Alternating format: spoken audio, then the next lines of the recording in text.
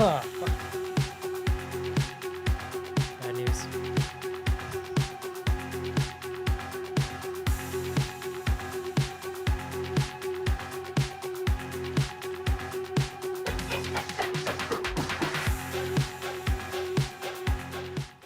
Hello, everybody, and welcome to another exciting episode of Bloody Good Horror. My name's Eric, and I will be your host for this evening, where we will be reviewing The Menu. It's a movie about food and more. We're going to do that here in a second. But first up, joining me tonight from Manhattan, New York City, please welcome Mr. John Schnars to the show. Hi, Eric. Next up, from Indiana, please welcome Casey. Hello. And last up, I don't actually fully remember where this person is coming from. Philadelphia, question mark? I'm going to say Phoenixville. Is that There you in go. Pennsylvania? It is Pennsylvania. Love it. Yep. It's the greater Philadelphia. Please welcome area. back for the second time here in the show, Mr. Joe Ferry. How's it going? Good, Joe. People might remember you joined us for episode 666, where we reviewed The Devils. Hell yeah. Ken Russell's Yeah. masterpiece. Just a fantastic movie. How could they forget? I think about it often, that movie. It's really good. I do Yep. think about that movie too. It's so yeah. good. So glad we watched It's it. rare to see a movie that old that had remained that obscure to me until I saw it. I had never even heard of it until the day I saw it. It's wild. Well, okay. That's impressive. Well, that might say more about you than the movie, but I'm out there, John. I know things about movies. yeah, no, that's true. John, I'm sick as a dog. You might be able to hear it in my voice. I mainly went It's through an the insult show. to dogs. Really, I mainly went through with the show tonight, so that we could treat it as a PSA for me, so I could get on and tell people, get your flu vaccine because this flu, not messing around. I know a lot of people getting it too. It's not like Oof. every other year. I feel like The some people get the 4-year-old, flu. the 6-year-old have been out of school all week. I thought I was gonna because I got my vaccine a week and a half before they got sick, but then spent 2 straight days with my 4-year-old in particular, just spitting into my mouth practically. You know the way kids are when they're sick. And yeah, man, it finally caught up with me. Took me the hell out. It's not great. I But- probably had it. One of my kids had it, and then the rest of us got way less sick. But I had the vaccine, and so I don't know. But Well, and I sort of have a muted version slightly from what everybody else had, so I guess it could have been worse. But it that's always can be. hard to imagine. You could have died. You could be dead. I know. People die from the flu all the time, John. Yeah, it does. It happens. There you go. Well, it's okay. I'm drinking my Pedialyte. I'm ready to go. In a mug? What are you drinking that out of? I got out of a mason jar. Okay. Oh my Sure. gosh. Healthy Howard Hughes over here. Why not a to-go food container? That's a good way to Come on. describe me, Joe. I like that. I'll put that on my business card. All right. Let's do it. Let's take a quick break and discuss The Menu. I'll tell you what, reason number 2, John, why this show never happened. I'm just going to skip the bumper, apparently. I was gonna ask if we were doing bumpers tonight, or you're just. Well, like, I put it fucking- in post anyway, mailing so it in. people will have heard it and now be wondering what this conversation's about. Oh, gotcha. I almost completely forgot to go see this movie. We don't do a lot of theatrical anymore, so it's I got to really build it into my schedule. But you I saw it early. Well, I saw it know. on Saturday, but on Friday night, I just happened to, right before bed, go, I got to write myself a note. I wrote myself a note that said, see movie, and put it on my keyboard. Slept in the next day, got up to take my sweet time making food, sat down on my computer and was like, oh my God. I completely forgot about the movie.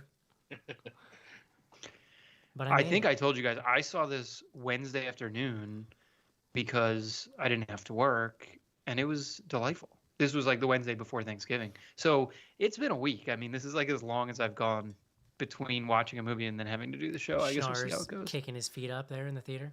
God, it was amazing. My kids were still at school. Nothing beats that. When That's you are delightful. not working and your kids are at school, it's the best. So you're going to a theater in Manhattan. Yeah, there's a million of them though. Yeah. What's the situation like? Just describe it for me. I mean, the one I went to was not super nice. There were No. probably 10 people out of 250 person theater. I mean, it was middle of the day on a Wednesday, and How many of them appeared to be homeless? zero. It was the group sitting behind me was 3 people over the age of 70 who were having a delightful time. Oh man, Very chatty. you just reminded me. before the So show. I was in a crazy weird. Like first of all, I was in like a zombie mall. Like this used to be a mall. Then it was half converted to a strip mall, but you can still go inside, and it's all weird like play kid zones, and like there's a aquarium. It's like if Joe was here, we could chat about this mall because he's from the same place. But other Joe. But so I go in and they're like, okay, you're in theater 9. Okay, and he's pointing back out the door I came in, and I was like, he's like, yeah, go out there and like take it. I was like, back into the mall. He's like, yeah. I'm like, okay, so. I go, and you walk out to the right. There's just like a creepy murder door out in the mall, adjacent to the theater. And I walked in, and it was like, I don't know, like a 50-person theater or something, like very small little theater with a very small screen.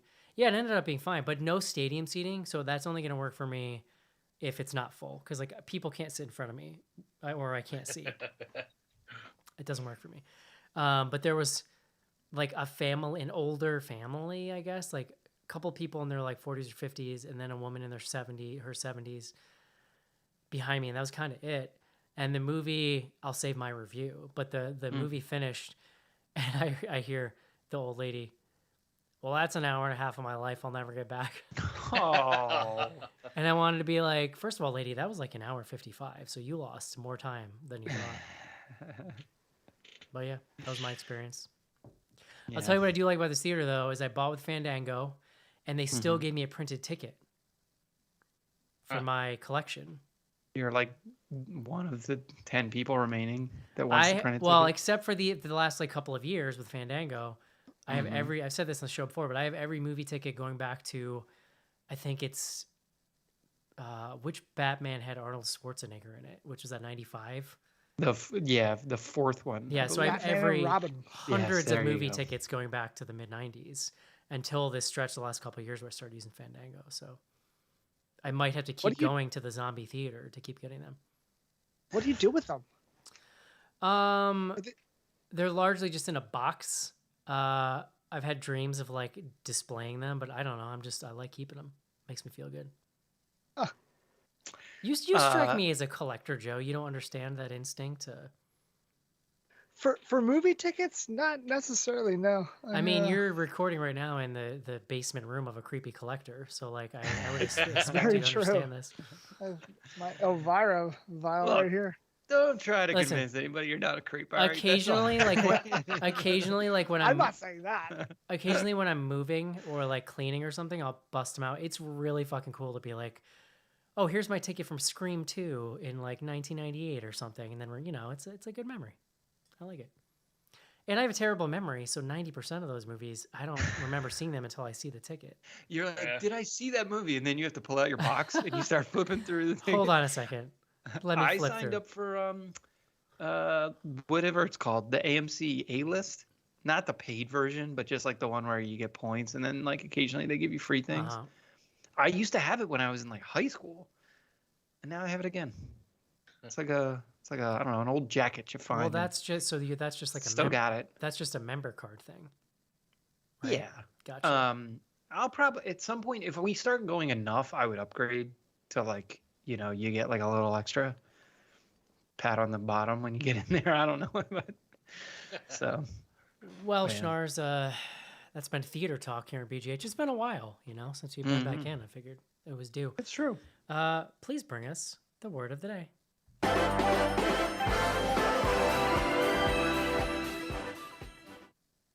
I was getting nervous you weren't going to play the thinger, and then you did. So thinger? thanks. Today's word is amuse-bouche. It's two words. It's 2 words, but okay. Yeah. I don't know. I'm seeing it like with a hyphen, so Okay. I'm gonna count it. I would have also accepted emulsion. Look, I could have pulled the crowd, but I thought, I'm gonna come prepared. It actually, so the definition for amuse-bouche says another term for amuse-gel, or Oh. Gueule. I don't know. It's friggin' I don't do French. Well, that explains it. Yeah, amuse-bouche means amuse mouth, I guess. It's a small savory item of food served as an appetizer before a meal. The important distinction between the amuse-bouche and an actual appetizer is the amuse-bouche is typically prepared and selected by the chef, presented free of charge. It's sort of like a warm-up to the appetizer. And it's always a delight, I would say. If you get one, you you're strike doing me as pretty well. you strike me as a person that's had an amuse-bouche before. I can't say this as I've had one. Yeah. I mean, This is the secret of this episode tonight, folks. We're really So- gonna find out how 1% Schnorrs is on this episode. I mean, well, we can get into it, but it's not that 1%, I wouldn't say. So, like, in context, would that be their clams on the boat? Yeah, well, it was an oyster, I believe, but Yeah, oyster clam. Well, Yeah. la di da. I'm from Indiana. They're the same thing, right? look, of the four of us, one worked as a sous chef for some period of time. I mean, That's true. We'll get to that in a second, John. Why don't you tell me All right. what the menu's about? the menu. Oh fuck! I didn't pull up the IMDb beforehand. Although I was doing some research earlier today. Comes to us from director Mark Mylod. How do you say his last name? Mylod. No, Mylod. Mylod. He folks will know him primarily as a TV director. He's also one of the creators of Succession. He directed a bunch of Game of Thrones. He's done tons of stuff in the TV space. I think this is his second full-length feature. It says he's won 2 Emmys. He also did direct, Casey, because you mentioned it earlier, Shameless. He directed a bunch of those. I do like So- Shameless. Say again? I said I do like Shameless. I've only ever seen maybe like a couple episodes. The cast here, I mean, it's big. Like I'm not even gonna try to name everyone. The important characters, I'd say, or the sort of like primary characters. You have Anya Taylor-Joy playing Margot, and then you have Rafe Fiennes, I believe is how he pronounces it, playing Chef Slowick. And we find Margot. She is with a young gentleman, Tyler, played by Nicholas Hoult. I don't know how you say that one. But he's great. Love that guy. And they are going on a date, and they are going to this extremely exclusive, expensive dining experience. He tells her it's about $12.50 a plate. There's only 12 diners that are allowed to be there at any given time. They have to get on a boat to go out to this private island. So it's this setup of like very exclusive dining experience in this, modern, but also somewhat rustic. I don't know. It's a very interesting, like architectural design, interior design space they're in. But there's this whole like crew of people, of whom Margot is sort of the one we're experiencing this through. It's not. Sorry if you're hearing the sirens. It's not immediately Is that a clear. siren? It sounds like a science fiction chainsaw is what it sounds like. I know. Yeah. Well, listen, we got all kinds of sirens around here. It's not immediately clear to anyone that anything strange is going on. Margot is experiencing everything as strange because it's a little bit of a fish out of water scenario for her, which we don't know her backstory, but it is revealed sort of to us over time. Well, and everybody else is so like haughty and pretentious that she's just immediately like, ugh. Well, and they're all super excited because this is like this is a big deal. Like it's hard to get a table at this restaurant. They only have 12 people per day, or they probably only do a couple days a week. I mean, it's so to even have this experience is rare. And so everyone else is like super hyped about it. And she's sort of just like, whatever, which again, we sort of come to learn why later.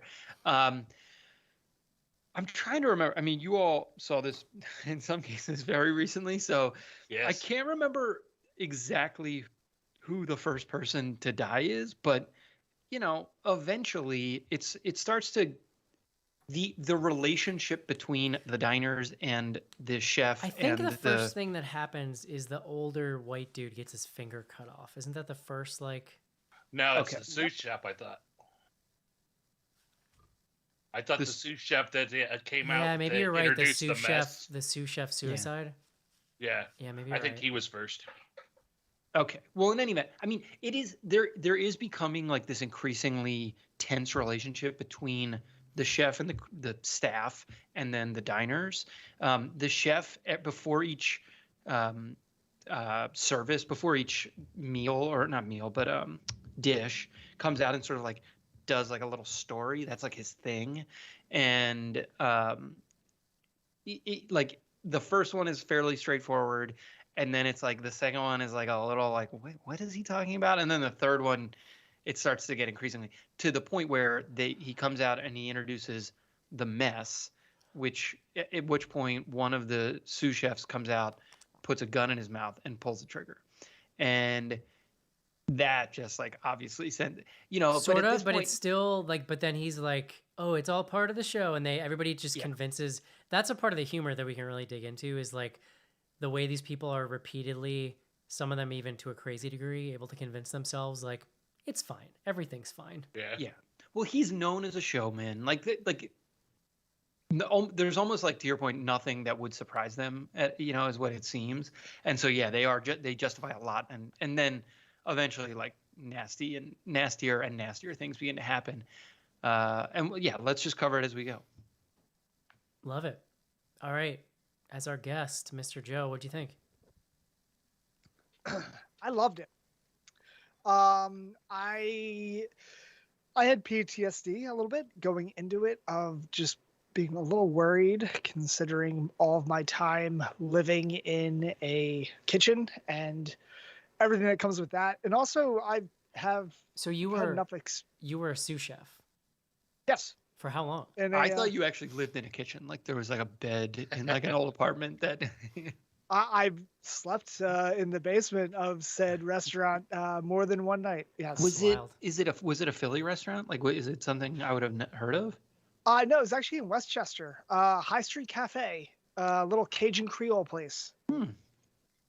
I feel like I've heard of it, but that's like, it could just be because it has a somewhat common sound. Okay, Philly guys, calm down. I think it's known as Voodoo, probably towards the end of my tenure there.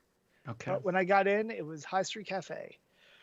Yeah, and I've had that experience of dealing with the hoity-toity food people. I've been to private dinners very similar to this, and that was probably the most jarring moment. The opening little the treat, my most favorite one was I got served a emulsified egg, reinserted into a quail's egg with caviar on top. And everybody was just acting like this is just something like, oh, it's okay and all this. Like, when the fuck are you ever gonna be handed this again? It's an experience. You were a diner in this experience, or you were like in the kitchen? I was a diner in that experience. Oh. But yeah, and enough kitchen stories to probably fill the show. Yeah. So you're like the guy who takes the girl on the date in this movie. Oh, absolutely though. Fuck no. Okay. Glad to clarify. That's an insult. That is insulting, Eric. Well, I mean, without giving too much away, I do like supporting some industries. But all right. We can come back to that. I was like, Gotcha. I like it. Okay. But back to the movie. I loved it. I thought it was biting, for lack of a better pun. Great performances all around, and really, I kind of knew where it was going. I wanted to see a little bit more of John Leguizamo. That's funny because when he shows up on screen, I'm exaggerating, but I fucking hate John Leguizamo. So when I saw him in this movie, I was like, oh man, but he's all right. Well, he got through this without a single reference to the jerk, or no, was it the pest? Yes. Yeah. Which that's Yikes. like an immediate like half-star reduction in my book. He did. What was the movie that he was referencing though that they kept bringing up? Oh God! The damn reason he was there, in fact. it. Yeah. What was the name of it? Because It was like it was like a doctor thing. I can't remember. We can Yeah. find it. Yeah. In any we can event, figure that out. Either way, I liked it. It was good. If you like your food, and I'm not sure if I'd actually consider this a horror, even though there is death. More like a black comedy. Yeah. Yeah, this is a big thumbs up for me. I would call this a horror. I feel like we're having this debate all the time now, and I don't understand where it's coming from. This is clearly a horror movie. Motherfuckers getting their fingers chopped off for being like forced suicide. What other genre would accept this movie? I actually think it is a fair question, and I actually had this conversation with someone at work. What it's happened definitely to a black the comedy. what happened I mean- to the big tent of horror, John? No, totally. And that is where I land, which is like we accept it because we accept a lot of like there's movies that are less horror than this that we've covered on the Batman. show. Yeah, we did do Dark Knight. That was a previous era, but Previous administration. no, it's look, I think it was one of the challenges that this movie had, and why like it's done okay, and like people have seen it. I think it's like getting good word of mouth to a certain extent, but it didn't like blow the doors off because I think they really struggled to market it. The original trailers definitely sold this more horror-y, and if anything, I felt like it did a little bit of a disservice. Like I went in expecting more, and than it actually is. Interesting. You know, but in any event. Were you Did done, Joe? anybody? I'm sorry. Oh, I was asking if you were done so we can see what Casey thought. I was just gonna ask if anybody else expected them to start eating people. No, Everything was Yeah. on the table. I did not think thought. about that actually. Yeah, that was the first thing Colleen, when I got back from the movie tonight, asked me was, so was it Voldemort serving people? I'm like, But "Eh, I not really." also, I mean, when I tell you this is the best way for me to see a movie, I didn't see a trailer. I didn't see a poster. I knew thing zero about this movie going in, which is like Yeah. the best way, I feel like. Casey. I ended up enjoying this movie quite a bit too.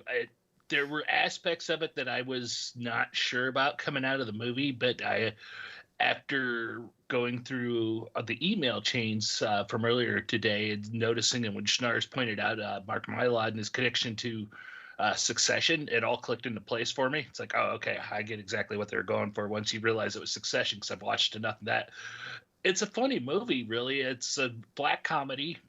I would argue more on the black comedy side too, but it was different from what I expected, and it was pretty entertaining to watch it roll out. Some of the motivations I don't know that I fully buy into, but I think that's part of the Succession formula, kind of that type of humor and satire that they're going for here. But so I had some questions on that. I would argue that this movie could have been a little bit shorter by maybe 10, 15 minutes, but not bad. But overall, yeah, it was great. And it was a solid cast. It was a great cast. And I think there's some that we could have gotten more performances out of some of the cast that weren't fully utilized. That could have been utilized even better. But nobody was bad. Like Schnarge, you had mentioned like wanting to see more Judith Light. I would have been down with that too. She was pretty good. Man, I haven't seen her since the 80s, I feel like. Get out. She's done stuff. Oh yeah, she's been in a bunch of stuff. She's been around. Yeah, look, I love this movie. I had a really fun time. Some of it may have been that I was just like excited to be at the movies in the middle of the day, you know, on a weekday. But I think it really, to me, it's about the performances. Like there are just some great actors getting to chew on scenery and just act goofy and have a lot of fun. You know, like people all the way up to like this guy who plays the sommelier, Peter Grosz. He's great. Like there's just these random folks here. I mean, they're people you know, character actors, people who do a lot of TV. There's several people who are in Succession or who have been in Shameless and things like that. You mentioned John Leguizamo, the woman who plays the restaurant critic. Her name's Jana McTeer. I'm like, I thought she was great, and I'm like, where do I know her from? She's a big character in Ozark. I don't know if y'all saw Ozark. Yeah, I was gonna say Yeah. it was nice to see her because I love her. She's one of the highlights of Ozark. I feel like. Oh, and this is totally different. Like she's getting to like do something fun. And, like, by the way, light here. by the way, I'll take my opportunity to say that the last season of Ozark is one of the worst things that I've ever seen. Oh wow, we haven't finished it, but I we're. couldn't finish the last season. It's so bad. Oh, interesting. I actually had somebody on Slack describe what actually happens in the end because I didn't want to watch it. I was like, somebody DM me and just spoil it because I can't. The other guy I mentioned him earlier, but Nicholas, I think it's Holt probably. I can't remember if I mentioned this on the show last week, but I just rewatched Mad Max for the first time since theaters, and I forgot he was in that movie. Isn't he And the he's spray amazing. paint dude or something? He's also the Beast. I was gonna say I recognize him Oh, as yeah. Young the Beast. Yeah, Yeah.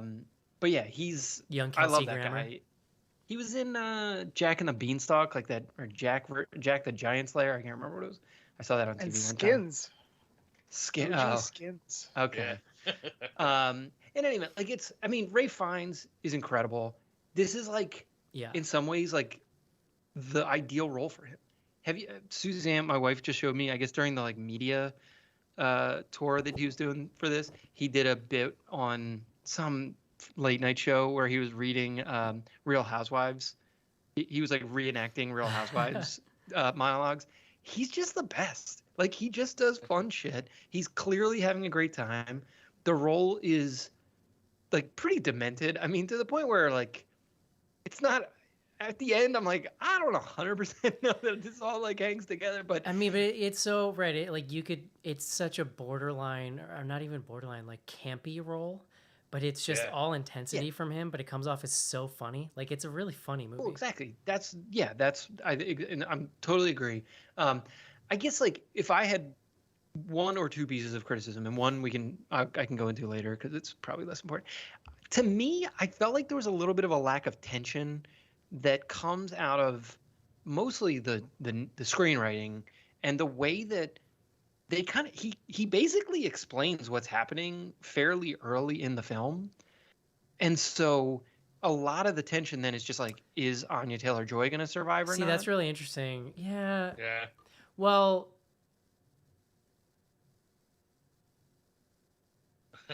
No, I'm just thinking now That was a because long I actually pause now. because Yeah. I actually think it takes a little while to get to like the meat of some of it, but he does sort of pull her aside early on.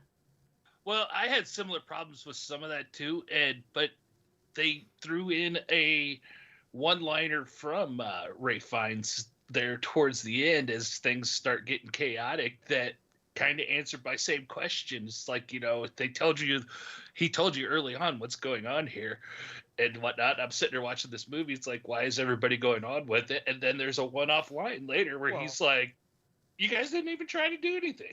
I should say the other big piece of tension is why are each of the characters there? And the Right. movie, It's almost Saw-esque in that sense. Yeah, well, this is, I think, the other. Again, it's a related challenge, but like it's trying to do a lot, right? Because it's introducing you to a very big cast of characters. It's setting up this like, situation where the chef wants to kill them all, basically, or has planned to kill them all. Somewhat of a spoiler, but not really. It's kind of like in the trailer, and but then you have this question of like, what is his relationship to them, or does he have one? And in some cases, he like kind of does. And like I felt like some of those relationships were also like not 100% explained. Like, well, it's not about relationships bit- so much as like what it turns out to be is that he has. Some of them are specific, like I have a problem with you. yeah, like some of them access to are like crimes. archetypes. Like Yeah, this true. type of person has ruined being a chef for me. Mhm. Which obviously like would have taken a little more research on his end to like find these people. But yeah, I think this movie is really great. You know what it reminded me of? This movie is like the first, like I checked to see if this was a Blumhouse movie because this is like the first 5 years of Blumhouse when they just suddenly hit the scene and were like had all these hits in a row. They were scripts exactly like this, where it's a small movie with a small cast with just a very like this is a log line. Like this is an interesting idea that's just very unlike everything else being made. And so, but the difference here is that they put like A-list casting money behind it.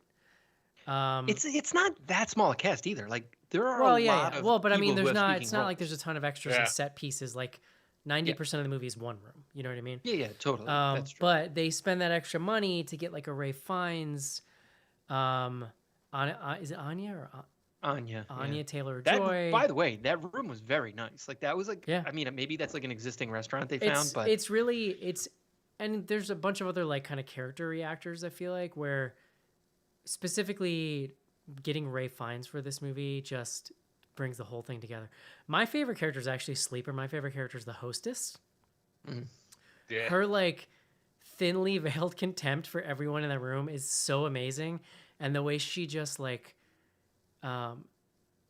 controls what the people are doing with just like little like verbal things and body language, it's so good. And I just when like she kept tucking in the like frat bro or the finance bros, like yeah, like to napkin. me she adds to the tension because Yeah, you know, Ray Fiennes is like the bad guy, but he in the beginning is not like she's like his surrogate, so he's not having a lot of direct contact with the people in the beginning, but she's walking the room and getting right up in their faces and making shit like really uncomfortable. And that's where like a lot of the first half of the tension really comes from. This movie is so I'm like, I should just full disclosure, I'm like an anti-foodie. I do like Eric, that's like the least No, surprising of course, thing you of course. could Well, say on the- I was always like that because this is like very pretentious in a way that I don't really relate to. But then because of health issues, like food has become such a utilitarian thing for me that I'm so much more alienated from the concept of food as like enjoyment, honestly, that it's just like I don't get it. But it's also like, and this movie really gets into this, like it is so tied in with class and money.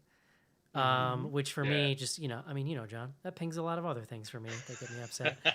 I don't know if you know this Like, about me. I love the interview like revealing things. It's like, no, we know. But the we've movie heard. is so good about pulling all those strings and like, and it does take a little bit to get wound up that I almost couldn't handle the pretentiousness in the first act. And I was like, I was texting you guys texted about us it. and you were like, these food people, I can't hate fucking them. take it. I was like ready to fucking strangle somebody. But like, that's the whole point of the movie. The movie is setting up, you know, what's funny though in the end is that it's not that the chef is fighting back against pretentiousness in all forms. It's that he has his own loves the food culture. He built is the food most culture. pretentious. It's just they're being pretentious about it in ways that's rubbing him the wrong. You know, that like steps on his funk, and so he's like, "Well, fuck you guys." What I really want to know is like the people per person who wrote this.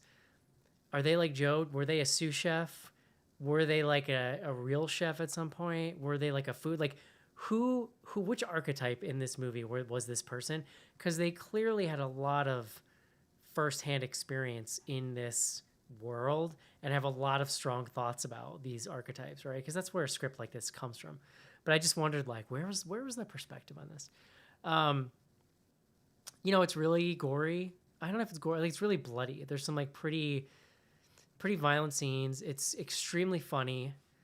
I do think it's pretty tense, although, you know, like you said, John, it's a little weird the way they play with letting the characters know so much. The scenes themselves are tense for sure. Right. It's like the it's plot that the tension. like the arc is a little uneven, I think. And you know, and I did enjoy. I think what the bigger mystery of the film becomes is who is Anya Taylor-Joy? Why is she there? Like what they reveal pretty often is that like in a different version of this movie, they keep it a secret the whole time that these people were handpicked. But like that's not really what this movie does, because really early on he picks her aside and he takes her aside. The first thing he says to her is like, I hand curated this group of people and you weren't supposed to be here.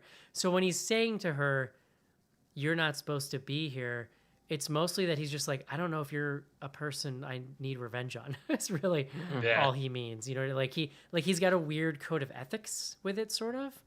Well, because he even I mean- presents her that choice at the end. Like, are you with them or us? I mean, it's still twisted, but it's like that he has some code related. It's to all not this even stuff. that it's a. I mean, you're right. There's like a code thing going on, but it's also when he says he handpicked it. Like the way they're thinking about the meal is the people are part of. It's like the meal is the experience, and the people were handpicked to all be part of the experience, which like culminates with the final scene, which we got to talk about. But she was not like, like it disrupted his plan, and he's like this anal retentive chef. Well, because this, I mean, like maybe all each of chefs these are like that, revenge I don't know, pieces is like part of his art, Yes. right? And like now he's got to think on the fly because he doesn't really Yeah. know who she It's is. not just about him though, because it's also we also come to learn that it's about like all of the staff is with him in this what's happening. Like I really liked the female chef. Is Yes. everyone called like a sous chef is a specific role? This is a Joe question, I guess. Right? Yeah. Like she could have been like a different like the whatever assistant chef or I don't know what her title was, but she's made a personal decision, and she even has like a moment of like with the other women like, hey, like this is why we're doing this, and like that. I did like the way that that was meted out, or some of that exposition was handled. Yeah. Well, a lot of the. Go ahead, Joe. Oh no, Casey. I was gonna say a lot of the tension that I thought everything surrounding Anna Taylor-Joy from the beginning of this movie was really added a lot to that tension, because they made it pretty clear as soon as she shows up at the island in the first time, and Elsa, the gal that Eric was talking about, his favorite, was checking people in, and she's like, well, this isn't Mrs. Weatherstone or whatever that Nicholas Holt's other girlfriend was, so there's something right. And then when you see Ray Fiennes start coming out the first time and he stared her down, and it makes it pretty obvious that she's not supposed to be there, but you don't know why. And it's a great way to build this tension throughout this thing that you don't really know what's going on, and that adds even more mystery to it. And that's what really kind of sucked me into it. It's like, wow, what's going on? But he tells her sort of like not directly, but somewhat obliquely, let's say, and then he just tells them all.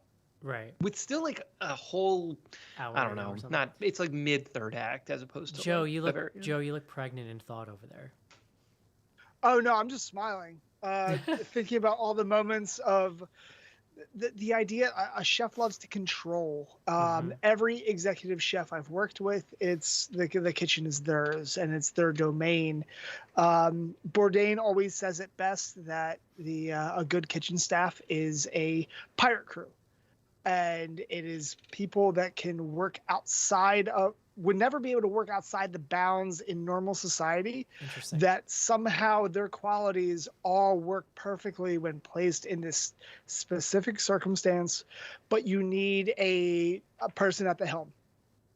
And with, Chef Stolwick's need for control in this, and Margot is essentially a chaos point that comes in and throws all of that into oblivion. And I fucking love that, because it's like everything going to shit in the middle of the weeds.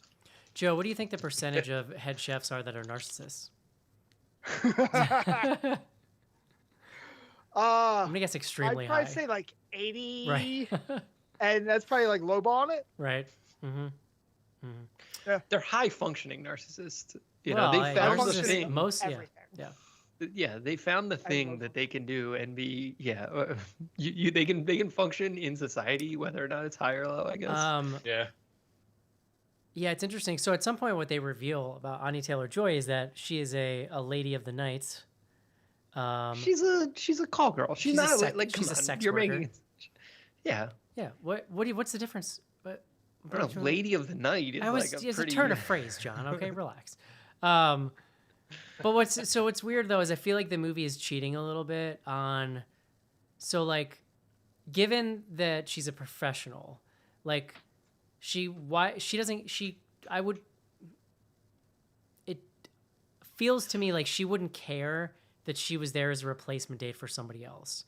But before they reveal to you who she is, every time she looks at a place card or somebody calls her a name, she gives a look that to me is like borderline too emotionally invested. Because what the movie wants you to think early on is that this is the new girlfriend who's like, Yeah. Right. oh, this girl was in his life, but she doesn't give a fuck. Like she doesn't really. I mean, when you learn who that character is later, I totally agree. I think so. I think it's agree just like a that was tweak little, of like her reaction was like a little too far in one direction. It was definitely that was a little. It was. I mean, they were doing it to throw you off, obviously, but I also think it was a little bit of a cheat. I mean, look, she's a very like high priced working girl situation. It seems like she's here on this like all night date. It was obviously very expensive. He tells her right up front how expensive the meal was, and they have like this very, I don't know, like their whole back and forth between her and Nicholas Holt's character, Tim or whatever the hell his name is. It's very strange. I don't know, and so It's funny in hindsight the way he keeps joking to her that like I didn't date those girls because they wouldn't say yes to me like you did or something like that. Mhm. Like he keeps making references to like how he didn't go to the prom because nobody said yes to him and like Yeah, well, that's where part of me is almost like I wonder on second watch, like knowing what you know Right, now, like right. if it holds up maybe a little bit. here's or what you're I able to, love. like, Here's read what I it love about her differently. character though, and I think it's actually this part's actually very consistent. That once we kind of find out who she is, what we see about her character is that she is very like independent and strong-willed in a way that makes sense once you figure out who she is. Like she doesn't take shit from anybody just because she's in this place. She's not doing the things that are like expected of her by being in this place, which is a thing that I relate to, John, being just a petulant pain in the ass. Like, I mean, really. But like, the other people are easily pushed around by the chef and the staff, and they're easily sort of like corralled back into their place. And she is not at any point in the movie. And it almost is where this begrudging respect between her and the chef starts to build at some point. Yeah. And Well, she's the that only stuff one is who interesting. she doesn't really want to be there. Like Right. everybody else has paid over $1,000 for the like ability just to like be there.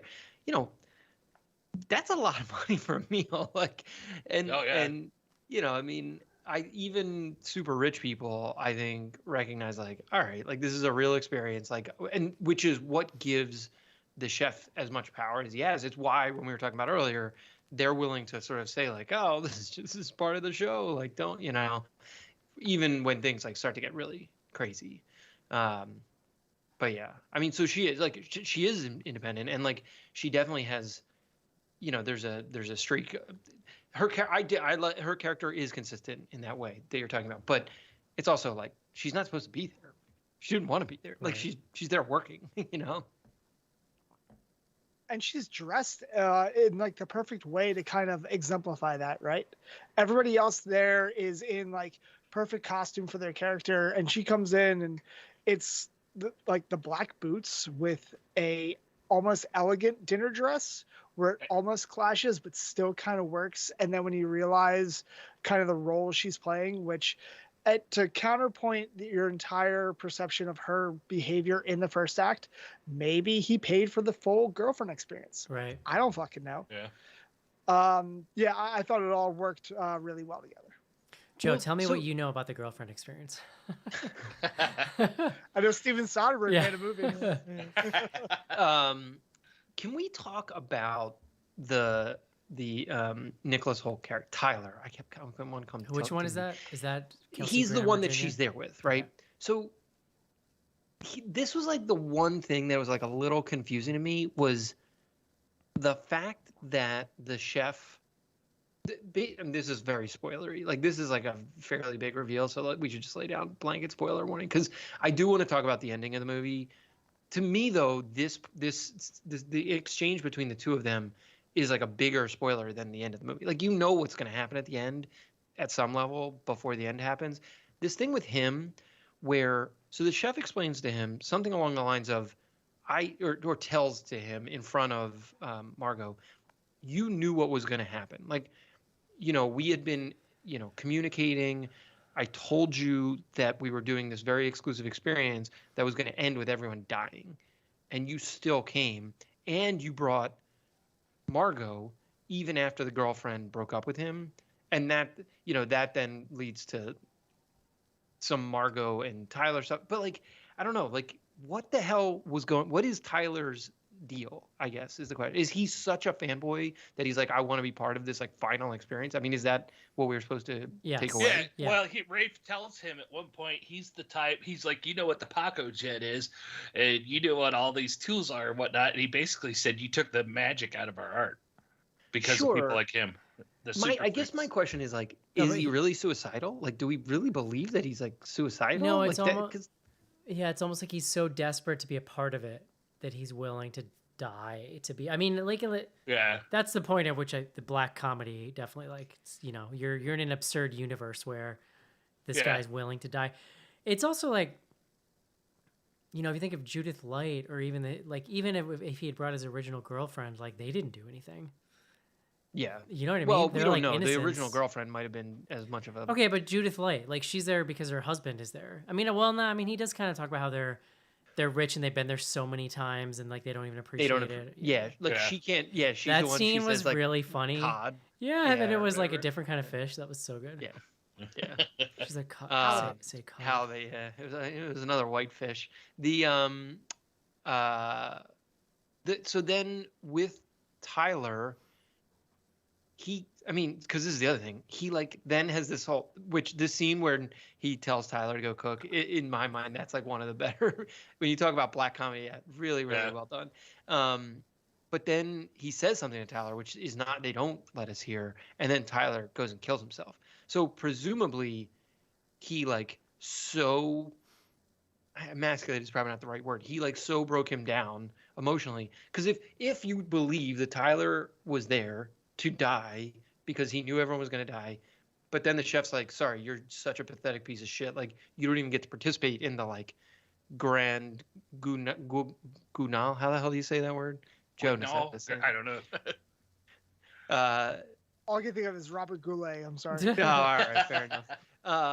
But he doesn't even get to like experience the final. Yeah, interesting. Well, it's funny too though with that character of Tyler. He was annoying the shit out of the chef. Dude, he's from the very beginning. He is such an annoying character. Like he's so good between it works what it's trying to do.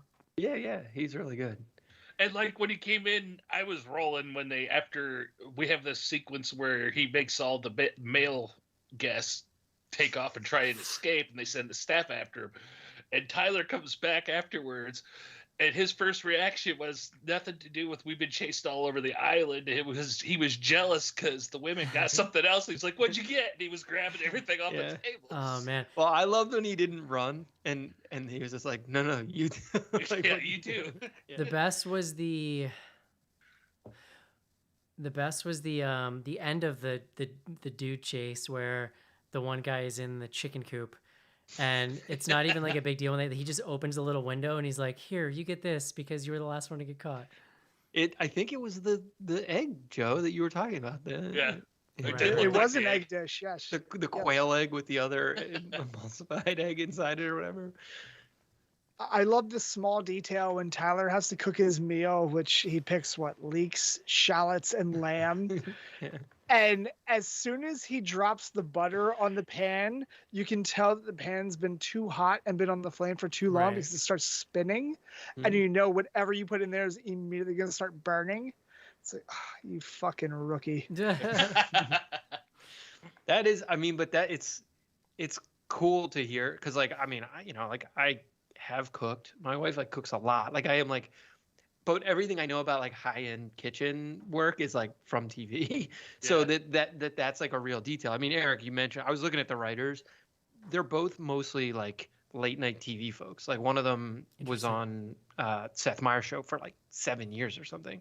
But they like somebody came in and told, or they have that experience or in their previous life. Yeah, for sure. So. Yeah, probably a lot of angles like that. I don't know.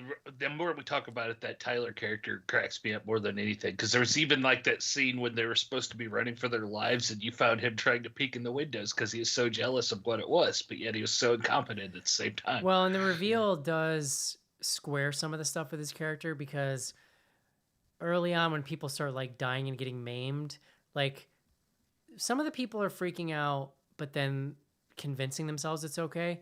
He just doesn't seem to give a shit. He's just like, Oh, oh, yeah, and you're you're like, right. it's kind of Yeah. weird, but then once the reveal happens, like it makes total sense. Well, and he's very upset that she's not eating the meal, like that she's not sort of savoring it, and he is like he is doing the like ultimate savoring his last So meal. what actually type what I behavior. would love for you guys to do is explain to me, because I like kind of understand it, but not fully. What is going on in what is going on between her and Ray Fiennes at the end that causes Ray Fiennes to let her go? Like, Oh, why yeah, is okay. it that not eating and sending the food back somehow wins his respect and like permission to live? Well, somebody else go. I can give my. I don't know. So my take is his whole problem is that all these people, his craft has become so big that he can only feed those super awful, super rich people, and they just kind of take whatever he throws and calls it brilliant. And she actually called him on it and sent it back and said she wanted the cheeseburger, which she kind of interpreted from what she found in his house that, you know, that was the only picture she saw him smiling or whatever. It's the way I took it. Oh, and is that what he was the fact making in that that she called pic? him on it. Well, okay, yeah. I did not connect that. So that's what he was making. I remember her going through his stuff. Yeah, Well, because at there's one a point, picture. It's like his first. It's like his first job, and he has like a framed like Okay. employee of the month. Okay, and I From, know like, a he McDonald's I know he even, I also think. was like, I can't remember the last time I like enjoyed the thought of making food for someone. yeah, I think Joe? it was the fact that she called him on it, and it wasn't going along with the bullshit like everybody else in the room. It's like, okay, you learned your lesson. Joe, what were you gonna say? Oh, well, it definitely gets at something that you encounter in real kitchen life with chefs that have gone like very big, like think like Steven Starr type big, and like I don't Pig know who even that I is, touched know Joe. who on that is, this. but I realize I don't know who that is, Joe. It's a Philly thing. Don't worry about it. One thing like even Anthony Bourdain and all that. Anthony Bourdain was really good I know about linking his fondness for food back to his actual passion, which was like the people's food, and his show really represented that. Pig had that one moment where Nicolas Cage ends up essentially like emasculating the other chef for giving up on his dream, which was not to do something that was catering to bring in money, but was for his own passion. It was like I think an Irish pub in that movie. It gets back to that kind of same trope, and it is a trope when it comes to the industry, and I love that was his Achilles heel. Well, And- so my I have, take by was the that way, I have read portions of Anthony Bourdain's book. I read it. I mean, he gives her the option to basically be one of the chefs or like one of the consumers. She never really had the chance. You never think she's going to have the chance to leave, but the like solving his like, and maybe it's like a little too clean or easy. Like when she sees the cheeseburger thing, it allows her to connect with him. But so like here's what I was missing though. So when she requests the cheeseburger, like to what you're saying, he's connecting it. He knows that she saw that picture. I don't think so. Because he knew that playing she to his passion. But he knew that she was going through his house because he says to her like, "You found my radio." Yeah. Yeah. I mean, he may know, or like it almost doesn't matter. Like what she sees is how happy he is in that picture, where It's he's holding connecting that emotion. Exactly. Exactly. And so, but like there's a little bit of like the ordering of the cheeseburger is also like a class signaling thing. It's like, right.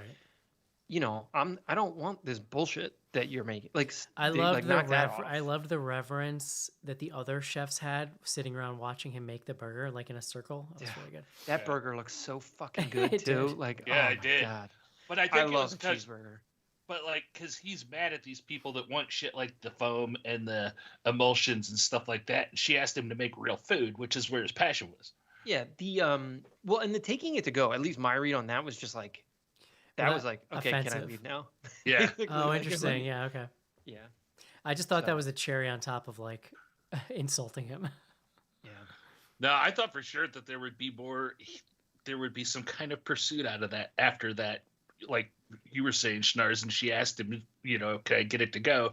I took it the same way, but I figured there'd be some kind of response after he let her go, like he'd send somebody because he's been doing that throughout the whole movie. Yeah. It's like it I don't know. There was like the a lot of it hinges on how much you believe their like interplay, and it works just enough, I think. That Yeah. like it's there's a like I don't know, Eric, you referenced, I think the movie's an hour and 47. That's what I saw on IMDb. Like it's like not a tight 90, but it's not. This is a decent hour and 50 movie, which has been a long time since I've said that on the show. Yeah. No, well, but I would make the point that they're actually like trying to cover more ground than maybe they should have. Like They need to, yeah. it's Yeah. hard because like your other option is you basically have to like minimize further one or two or some group of those characters. We haven't even talked about them, but like the Finance Bros were my favorite, I think. Oh, of course. Yeah, but I would also argue that like the Finance Bros and their boss was like the most muddled as far as the chef's motivations, because I mean you got an idea the guy bought the company, the restaurant from him, and he wasn't happy about that, but it wasn't as fine-tuned as some of the other, or well described as some of the other groups. Yeah, I mean, it to me that one was a little clearer because it was like it's an obvious, my passion for cooking went away because now I'm cooking basically for someone else, because someone else Yeah, that's true. whether owns or invested in this business, and so he has to chase the money, just like stay ahead of it. I mean this was the rant I was like teeing up before and then like forgot about. The economics on this restaurant do not work. Like so at 12, even at $12.50 a plate with 12 people per day, like it just doesn't work. Like that's not like super complicated math. So I can't do math, John. Yeah, but they're not buying supplies either. yeah, but like they have Well, to like run this all of them. island. Like the island is probably I Yeah. don't know. It's like that shit is all expensive. Like the running the boat is expensive. Like I don't know. I don't know, Boat Joe. fuel. What did you think, Joe? Was As far as like the cost and all that? would the finances of this restaurant survive more than like 2 weeks? No, absolutely not. But it's in the restaurant industry, I think word of mouth is more lucrative than actual money. And like the idea there of it being so Exclusive. Yeah, look, there were more staff on the island than there were diners. Like oh yeah. Yeah. that staff, I mean, I don't know, maybe cooks get paid very, very little. But like I presume if you're operating at this level, they're not working for free. Now, they might work cheap because they also were like living there. Like that was like an And, interesting like, little in plot a cult twist. also. Yeah. Sorry? They're also in a cult, so maybe they're not even being paid, Yeah, John. well, fair. See, that's I part of the, that's Yeah, nice. Oh my God. I haven't seen that logo in forever. That was part of my question too, though. Like with the kitchen staff not being familiar with that world outside of TV, I don't know why any of these people on the kitchen staff would be wanting to stick around with this, and they didn't really give us a reason of why they would be sucked in, other than the typical he's the chef and they're enamored of him kind of It relationship. happens. And maybe that's all it is. Jiro Ono has an amazing sushi restaurant in a subway in Tokyo, and his staff is dedicated. One of his staff members is his son, but the rest of the staff has been there for like decades, and it's a 9 to 12 person seating, I think once or twice a day for sushi in the subway. And you're probably paying upwards of, I mean, back at like it's upwards of probably like $1,200 to $1,300 at this point just to sit down and. Mm-hmm. But that works when you have a 2 or 3 person staff or whatever, like a sushi Yeah. restaurant, like a real sushi chef, like it's like 3 people, like, Yeah.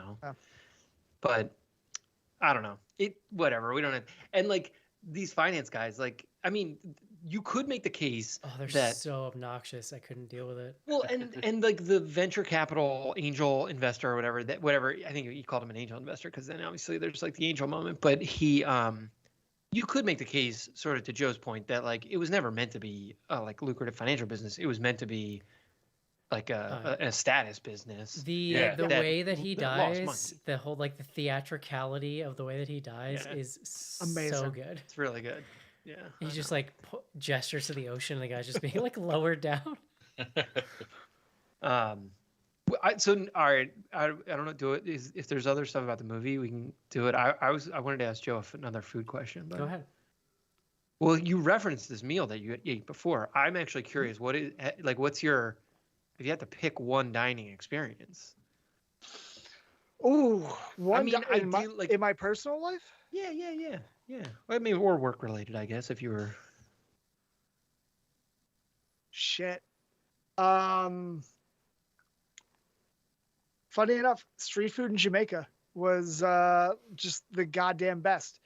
And we had street food in Jamaica and then went up into this little village where it was, here is the fish that we're going to eat and the chicken we're going to eat, and all took care of all of that on site. I'm okay with all of that. Other people there were not. I fucking loved it. It was it's exactly. Wait, elaborate on what you're saying here. Oh, we killed the chicken and Gotcha. like took care of the fish and all of that.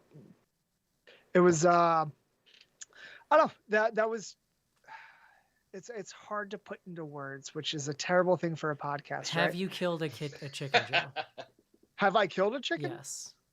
Yeah. How did you do it? Tell me in detail. We cut its head off. I was like, well, yeah. Do they scream? No, I'm just kidding. My mom walked in one time and I was making Laura goose, and I was literally defeathering. At that point, she's like, "What is happening right now?" Like Dwight Schrute. And that yes, exactly. I said, "Beat it, back to the farm." Love it. Anything else on this movie before we round it out here? Final shot, that final overhead shot with like the spices. Yeah, exactly. So good. One of my favorites of all year. Like, holy shit. Yeah, can we? So do we spoil it, or we don't have to? But I did love the like actual concluding the dessert, the whatever you want to call that, like last course was just incredible. It was a little midsummery. Oh yeah, it was. I mean, even with the the apparatus that was rolled out and put on these people and stuff. But like absurd, like so absurd. Like it's intentionally, obviously. I loved it. Did it leave you wanting some more? 100%. First of all, love a s'more. Just to be clear. So yeah. I did take some offense when you're one of the people, John, because you like s'mores. They're delicious. They are. I think the moment though, for me, that really nailed this down to being satire and black comedy is when we finally get to the reason why John Leguizamo's character is there. I was rolling. He's like, "Oh, I had a day off and I saw your movie and I did not like it." I'm still trying to remember the name of that goddamn movie. I know. And then they there's a great callback to that joke later when the Coast Guard guy is like, "I love that movie." The fake Coast Guard guy. Loved it. All right. Would you recommend the menu, Joe? Yes. Casey? Yes. John? Yes. I would also say yes. Let's do it. Let's take a quick break and do some fan mail. You know, a lot of people write me and say, "Hey, Joe Bob Briggs, just what is monster vision?" You don't need no special glasses or an insect's head. Just a healthy love for slime and disrespect for the dead. We'll talk about some movies by the old double wide. And when you get that creepy feeling creeping up inside, well then you got monster vision. It's a heck of a fright. We're tearing the heart out of Saturday night. These monster vision movies serve a primitive drive. 'Cause watching people die can make you feel so alive. So throw away your clicker now, the flick's have begun. 'Cause there's nothing you can do while fully dressed that's as fun as watching TNT beneath the bug zapper light. We're tearing the heart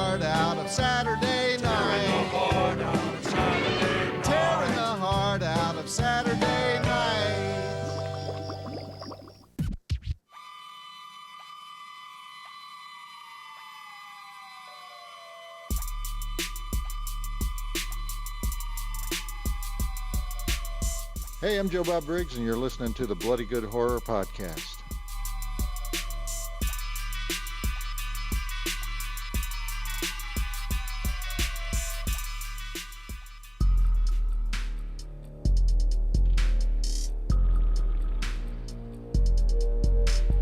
Send feedback to info@bloodygoodhorror.com or on Twitter using hashtag AskBGH. Join Patreon to get back episodes and much more. Patreon.com/bloodygoodhorror.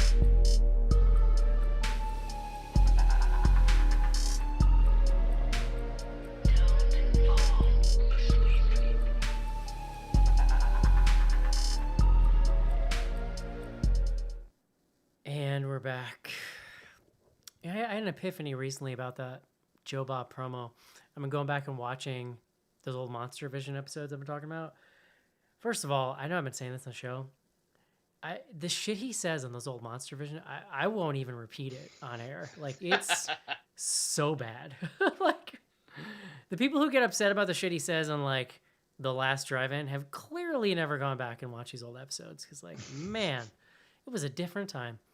But, like, I've worked in TV my whole career, and I've worked in promos. I've, like, written logs that, like, for commercials and promos, whatever. Basically, it occurred to me, I never thought of this when I was watching these old episodes. That's a 60-second, that thing we just aired, that's a 60-second promo for Monster Vision. So, like, that's not airing unless you have not sold out all your commercials. So, like, if you were seeing that, that wasn't a good thing for Monster Vision. That means there was money left on the table, John, so to speak. There you go. I don't think this is going to make my top 10. Ooh. I mean, the only I thing... think it's probably making mine, I think. The only thing I would be into okay to bump at this point is Pearl. But I need to rewatch that. I don't know, because everybody's like, I love Pearl. And I feel like I don't get it. But Yeah, anyway. maybe you didn't. Maybe you didn't get it. Do you remember her boning the scarecrow? I do remember that scene. Yeah, Okay. I do. Well, I guess you don't. Do you have a love for stag films? All the stag films I need, I get from Friday the 13th, Part 4. Joe, when you're not on Bloody Good Horror, where can people find you? Films at First Sight podcast. We're coming back next year with a whole new season, and that'll be fun. And I actually have a few pieces for the site that I'll be writing up a little past overdue coming up. For BGH. For BGH, yeah. Love it. So I covered Exhumed Films 24-hour horror-thon. Ooh. And I stayed up all 24, or it was actually 27 hours. 15 films. Jesus, dude. And were you so actually it's, watching them, or were you like doing other stuff? Oh no, my ass was in the seat. Don't watching. you have kids? You were at a theater, weren't you? Yeah, What? yeah. It's a sold out theater. People line up around like 9 or earlier than that, but around 10 a.m. doors open. Movies start at noon, and they're supposed to end noon the next day, and it usually ends up being around 1 or 2 o'clock. I have a sweet pint glass with a bunch of images from like the church and Meg Tilly's Invasion of the Body Snatchers on it to nice. celebrate. You must feel insane at like 10 a.m. the second day. Dude, I So- would feel insane at like 9 p.m. the first night. This was happening right in the midst, and the reason the piece isn't done is because it was happening right in the midst of the Phillies and the Union and the Eagles all kind of going crazy around here. Mhm. And I got out of the theater, literally got a Bloody Mary and sat down and watched the Phillies game that started in like 45 minutes after I finished up. It was, and then I think the Eagles played that night. It was a mess. You're a So sick look man. forward to I have that. so many questions. Like, doesn't that physically hurt? Like, you were sitting most of that time? Yeah, in a theater that was built in 1904. Right. The seats are Lord. not comfortable. Like, didn't your back hurt or your hips? Like, I would be in so much pain. I'm My in so back much... always hurts. Yeah. So how? Like I'm literally flabbergasted that that's humanly possible. Edibles and alcohol? I don't know what else to tell you. Yeah. Man, shit's wild. I feel worse for my buddy that always attends these with me because, like, I'm 5'8", he's 6'5", and there is not a lot of room between the rows. And so he's trying to figure out ways to kind of angle his, like, enormously large body to... Right. I mean, on most theater seats, I can actually put my head back, even on, like, non-leather seats, you know? Not in this. Man, it's wild, dude. Did you ever? I know you said you were trying to come up with a list of movies that end in pools. Did you ever come up with anything good? So, I mean, I have 3 on my list. So I'm looking for really, and like, tweet at me at PS Trophy Hunter or I don't know. You can find me through What the is that Rodney? BGH. That Rodney what's that? Dangerfield movie where he's a diver. Does that end in a pool? Back That's to just school. That's just a movie I'm Oh, thinking of as a yeah. pool, but I don't know if it It actually. does Great kind of movie. climax there, yeah. Yeah, Yeah. the triple Indy. Yeah. Yeah. I'll Um, count it. I'm adding it right now because right now I have Blood Rage, It Follows, Yeah, It Follows Yeah, was the yeah, one yeah. that I was. Let the Right One In. Let the right one in. That yeah, was the other yeah. one I was thinking of. All right. Poltergeist. Poltergeist is another really good one, yeah. Yeah. Does that end in the? But is that the climax though? Because Well, it really needs to be no. like that final scene. No, the climax so, is that big head thing, right? Coming out of the portal. Yeah. That's true. I mean, there is a big scene there where they're digging the pool, Because if we're but just it's talking, not the climax. if we're just talking cool pool scenes, let's talk a little Strangers Pray at Night. Love that scene, but not the climax. There's. Oh man, this is gonna drive me nuts. All right, I'm gonna think. There's a movie called Swimming Pool from Oh, yeah. 03. You remember that movie? Charlotte Rampling. Yeah. I don't know if the climax actually takes place in the swimming pool. I can't remember. I've seen it. I think I saw it in the theater actually. It's been wow. That feels like a 42nd Street viewing. Yours. No, it was at the Ritz in Philly. Oh, nice. Yeah, one of them. I can't remember which one, but There's not many left. are they gone? Yeah. I should, So Joe, we're almost at the end of the year here. What's your like top 5 for the year? Horror movies, Ooh, not pool related movies. Horror movies. Top 5 horror movies. My top 5 horror movies, if I can actually click on a list and I duplicate it, that's just wonderful. I got Saloom as my number 1. It is a Senegalese Western action horror hybrid. It kind of flows in between all the genres as it tosses out this amazing, almost from dusk till dawn folklore tale at you. I put it on our Barbarian. list for the see if we can get it in before the end of the year. I'm gonna try and watch it either way. So It's really good. yeah.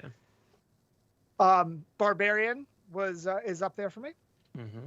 Very good. You Won't Be Alone is another one, and I'm gonna go into Eastern Europe with this one. It's a folk horror. Isn't that the Numi Rapace? Yes. Yeah. You can find my review of it on your site. Oh, well, I will go look. And then X and Pearl wrap it up for me for my top 5. Okay. X and Pearl. Which one do you like better? If you had, is it X? It is X. That I Like, think I'll agree. Yeah, because I think Pearl, the strengths of Pearl are too kind of intertwined in knowing what occurs in X. I think Pearl without That was- X is like confounding. It's fair. It makes me really excited for the next one, which I'm hoping is more of like closer to. I don't know, you guys ever see Angel from the 1980s? Yeah, didn't Don't think so. Joe Bob do it last season? He did, and it's not. It's a horror movie. It's about like a high more of school hooker slasher. or something. Yes, it is a high school hooker and has the most offensive cover that would never fly nowadays. But really is about a ragtag family in LA. And I love sleazy LA in the 1980s. Yeah. You get to see a Yeah. great billboard of Return of the Jedi actually playing. Yeah, Yeah, so it's I great. wish I had written it down, but one of those old Joe Bob episodes I was watching, that actress from Angel is in the movie, and he go on like '90s national TV, goes on a little soliloquy about how much he loves Angel. I feel like it's Susan Tyrrell, because Susan Tyrrell is just amazing and will back up anything she does. They made 3 of them. Yeah.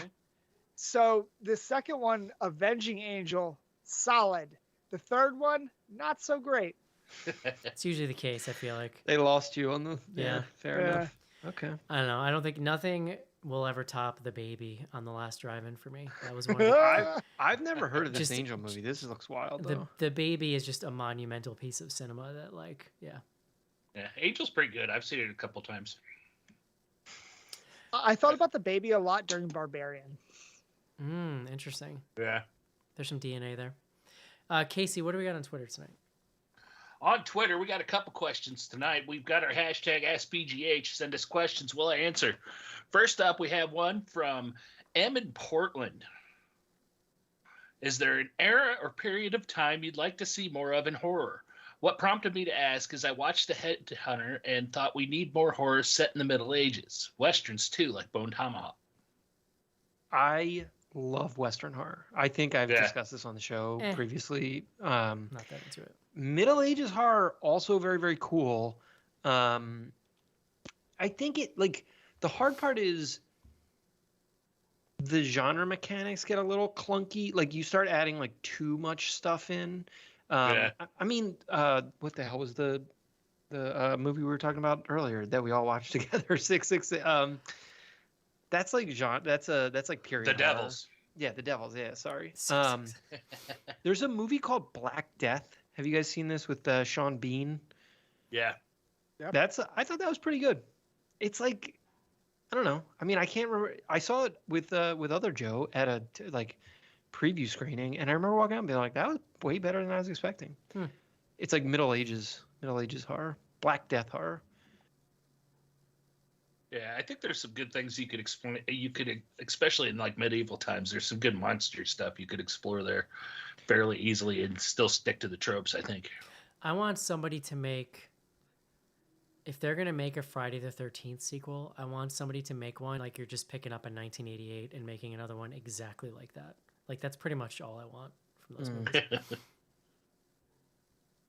All right. Next up, we have longtime listener and good friend of BGH at Whitney, please. Have you ever had a meal at a Michelin star restaurant? If so, which one? My best dining experience ever was a 2 Michelin star restaurant in Tokyo called Ren. And yes, I can remember multiple things I ate, included lobster, abalone, and the onigiri. Abalone. I'm sure. Is it abalone? I wasn't sure. I'm sure I have not. I actually don't know if I have. I Yeah, will I say don't know this either. though, I lived I sort of think I have probably. I but lived in don't know. Boston for like 10 years on and off, and the sushi in Boston is really amazing. I don't know, that place we went in New York City when we had our BGH business meeting was fancy as hell to me. That was So- that was pretty good. Oh, you That mean was the, good. the place Schnars Yeah. was like 7 p.m. drunk at and being like loud as hell? Yeah. I love that, Eric. Like, you cannot shame me. That was like not that out of line in my mind. So please. I have had a dinner. I have no idea if it had a Michelin star rating or not. I have had dinner at Gordon Ramsay's Steak in Vegas, which was amazing. Yeah, I love a good steakhouse. So that place we ate was called Quality Meats. They've it's become like more of a, not chain. There's a lot of quality. Like, they've expanded the franchise a lot since then. It's Yeah, still great. I can get and into there's it. like Yeah, there's one in my neighborhood I that can we get go into to all the time. I can get into a Nice. really good steakhouse. I went to one around here a few years ago, and they smoked my drink, and that was pretty cool. Yeah. All I know is I had a $60 prime rib at Gordon Ramsay's Steakhouse, and it tasted every bit of $60. It was amazing. Did you even have to use a knife on it? Like those sort of steaks, you just use your fork and Exactly. This was in It was Vegas, that right? tender. I feel like I ate at a Gordon Ramsay thing in Vegas too. I can't remember what I had. He runs Alright. that town. Yeah, he does. It's not All right, hard. last up, we have from @Schnecky91. Food you thought would suck, but ended up being pretty good. Had peanut butter on a burger once. Not bad. Not sure if that's normal, but it was new to me. That doesn't sound bad to me. That's not normal. I've never heard of that. But sounds terrible. I love peanut butter on anything, really. So, and I love cheeseburgers. I think it's one of those things that with all the strong flavors of the burger, I think it just adds richness. Yeah. Like, I think it would blend in. Yeah, I used to I'm not- not gonna do it. I'm definitely not gonna try. See, I just imagine all that ground beef getting stuck to the roof of your mouth with the peanut butter and just like, Hold no, on, thank I don't you. think we're talking about that much peanut butter. Just And it's not chunky. Yeah. It's pretty commonplace nowadays, but I remember when my first time going to Red Robin and finding a fried egg on my burger blew my mind, and that was pretty delicious. Yeah, That's funny. fried eggs on burgers are great. I don't know if I have a great answer. I'm pretty like I'll eat pretty much anything once. Like so. Yeah. I've eaten all sorts of weird animals. Lion was good. What? That sounds Yeah, illegal. Well, there's a place in Philly back in the day called Zoot that used to serve like all sorts of exotic game, and I don't want to get you guys canceled just by even talking about this, but delicious. I mean, we're not Are co-signing you this. Just to are be you clear. patient? Are you COVID-19 patient zero? Did you eat like a monkey somewhere? I had 3 bats, and next thing you know, Bat burger. Caught him in your backyard. Indy used to have a place like that was game. I don't know that they had anything exotic as lion, but it was called Loon Lake Lodge. They had like elk medallions and stuff like that. I Rabbit. had elk heart tartare once. Ooh. Bro, you're more adventurous than I. I'll eat anything. I mean, I might try it, but I wouldn't order it. Like, I'm not gonna look at the menu and be like, "Ooh, elk heart tartare." Yeah. But if Joe ordered it, I might try a bite. there you go. All right, is that it on Twitter? That is. First up on Instagram, who wins? Cocaine bear, meth anaconda, or bath salts hippo? Someone sent me that Cocaine Bear trailer today. So a guy I work with, a buddy of mine, and I was, Carrie Russell's in that movie. well, it's Ray Liotta, isn't it? Isn't he like? Yeah. Yeah. This is Is an that easy his one. I final? think I think so. as scary as bears are, hippos are like notorious murderers. And you put a Oh, hippo yeah. on bath salts, and he's gonna fuck everything up. Yeah. Fuck and you that know bear. they're hungry. That bear's dead. Ever have Rocky Mountain oysters? Not terrible if you can get past what they are. No. No. Joe, Yes. I knew I it. assume yes. I yeah, knew it. I knew it. You know what's funny, Joe? Testicles. I randomly picked you for this episode because it had been a while since you'd been on. You are perfect for this episode. I must have been spoken to by the universe. Guys, Elizabeth Banks is directing this Cocaine Yeah. Bear movie. Yeah. Jesus Christ. Been in the works for a couple of years. I'm glad she finally got Yeah, it done. John. Did you know they let women direct now? No, I mean we've seen at least, or I've seen at least one of her movies, but Yeah. Didn't she direct all those Pitch Perfect movies? Yep. Yeah. I love, she? I love the I've never first seen one. one of those. So. First one's great. Second one's fine. There's a new one of those, by the way, and it's all on Adam. What's his name? Well, there's a series I thought they did. There's like a. It's like Bunker in Germany or something. Oh like yeah, that. it's the one random dude, the dude from Yeah. Workaholics. Yeah, it's like a spinoff. Are you the type of person that always orders the same thing at a restaurant, or do you try to explore? Depends on the restaurant. Mm-hmm. So it's like Funny enough, yes. Well, what do you order? So it depends. Elk heart tartare, apparently. Elk heart tartare. No. If it's like a pub, I want to see how the Reuben is. Like that's like my go-to. Yeah. Just like drinks. I have like certain staples, fish and chips, stuff like that. Unless there's like something weird on the menu, I'm like, all right, let's see what we can fuck with here. But Yeah. See, I go shepherd's pie at a strange pub. I mean, you got to evaluate. You dude, gotta good do a look around. But Good I do love a shepherd's shepherd's pie pie. is So good.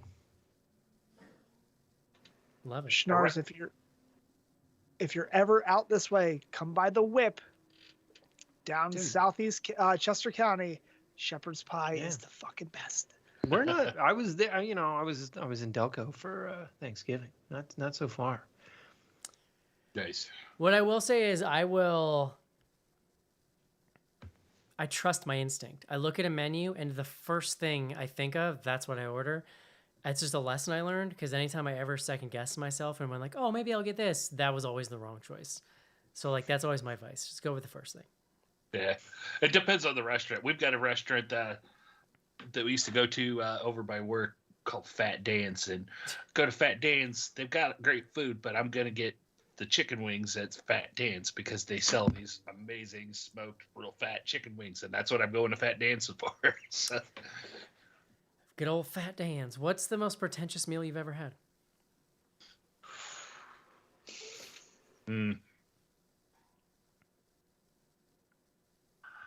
I couldn't even tell you where it was. It was some place in downtown Indy. My wife's got a good friend whose family is quite wealthy, and we got invited to her birthday party once years ago, and it was a multi-course thing, kind of like this, and there was like a sushi course and whatnot.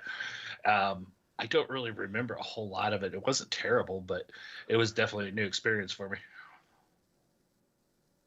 I don't know that I would call any. I don't know. Like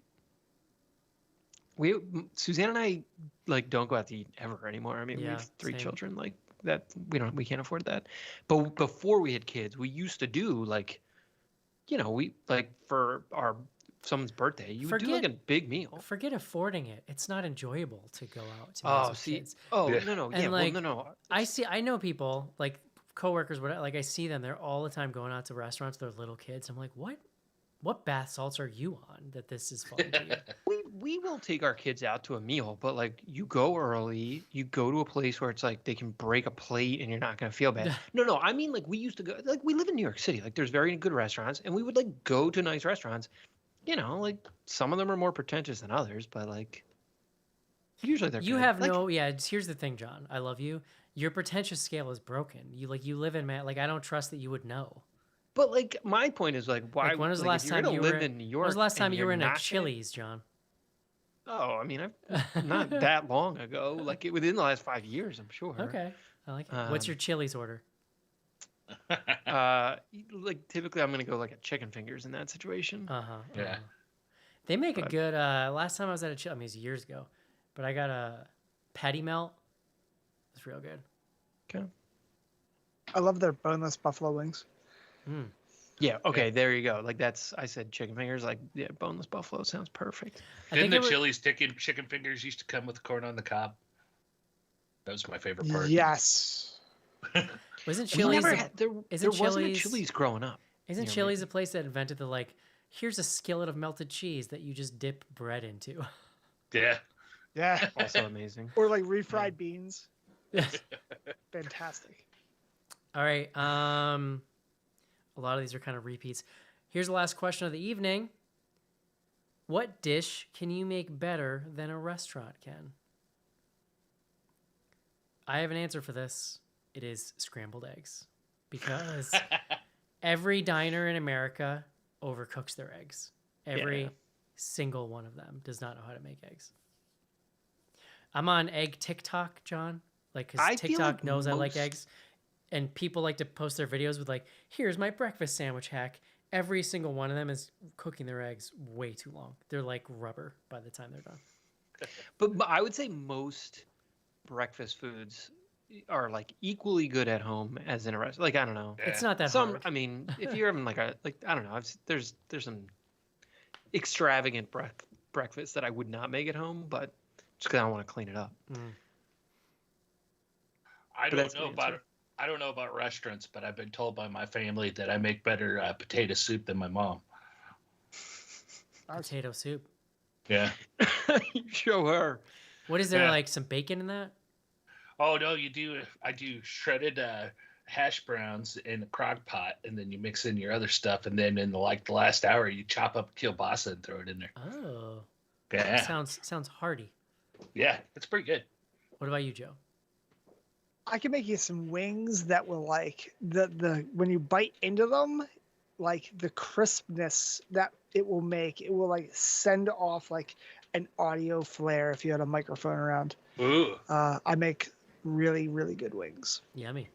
Wow, homemade wings. I you know what? Like, I don't know, Joe, if you're as a former chef, maybe this isn't cool. Wings in the air fryer, really good. It's like No, a that's how really I good make way 'em. to get them crispy. Yeah. Yep. Yeah, double batter them and get them in the air fryer for a certain period of time. Same with Boom. it changed the game for me when like in cooking chicken thighs. Yeah. Like to actually Yeah. get them crispy and cooked through well. Thighs are tough. Thighs are tough. Yeah. It sounds super. I mean, it is super simple. But I made my very first grilled cheese in the air fryer earlier tonight before the show, and it was amazing. That sounds good, yeah. Sure. My air fryer is currently a hot mess because I had to order a new tray because like here's the thing. You get these like non-stick trays. I'm like my blood is like 90% of this non-stick shit that like gets in your system. Because I had this tray for a year that was like jacked up. I finally got rid of it. I ordered a new one on Amazon. It was like a half an inch too big for my air fryer. So I like bent this thing with my like sheer force until I could cram it into because like I'm not buying another one. That's horseshit. There's no way. So there you go. Good times. Makeshift air fryer basket. That's what all the great chefs do is they bend their own plates. You know? Yeah. I just couldn't deal. I was so pissed. I was like, fuck this. I just like bent it. Yeah. All right. If you want to hear Joe, check out Films at First Sight. That's with Caitlin.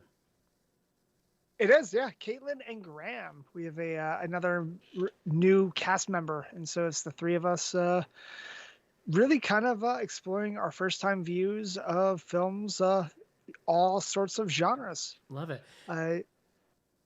Go ahead. Speaking of Caitlin, she had me on an episode of Plug It Up for the first time. I mean, I was a little upset it took this long. John, but, a guest appearance. Wow. we recorded this week. It'll be out before the end of the year, but I'm not. She's Yeah. she slings it. Nice. I'm going to be recording soon with Whitney for How Do You Horror, which is the BGH Patreon spinoff. And I'm going to make her watch Jason Lives. Ooh. Nice.